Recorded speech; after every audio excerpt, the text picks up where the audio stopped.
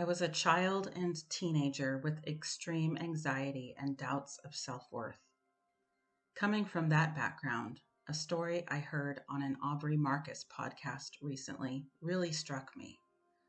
Aubrey said this is an ancient story from the Jewish Kabbalah tradition about a greatly honored rabbi, Zusha, who on his deathbed caused quite the stir with his followers when he became very upset.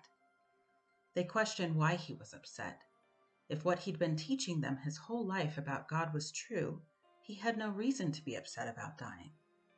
He said, "If I go to heaven and God asks me why I wasn't more like Moses, a great leader, wise and resilient, I'll say it's because I'm not Moses.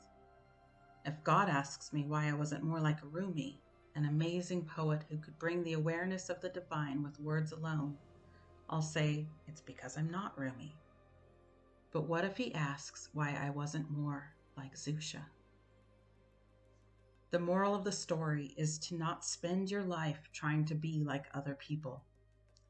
Matthias Di Stefano explained that we are all here for a certain purpose. Not all of us are here to be leaders. Not all of us are here to be healers.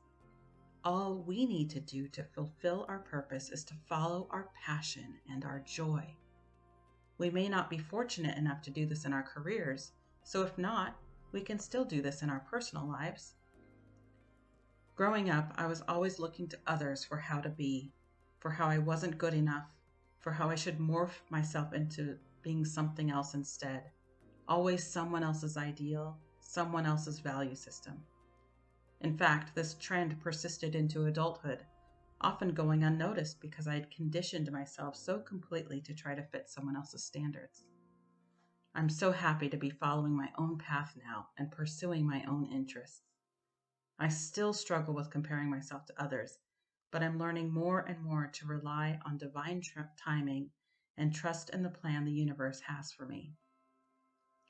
May we all dance to our own tunes and sing our own songs. May we each shine our own lights, so together we form a glorious harmony.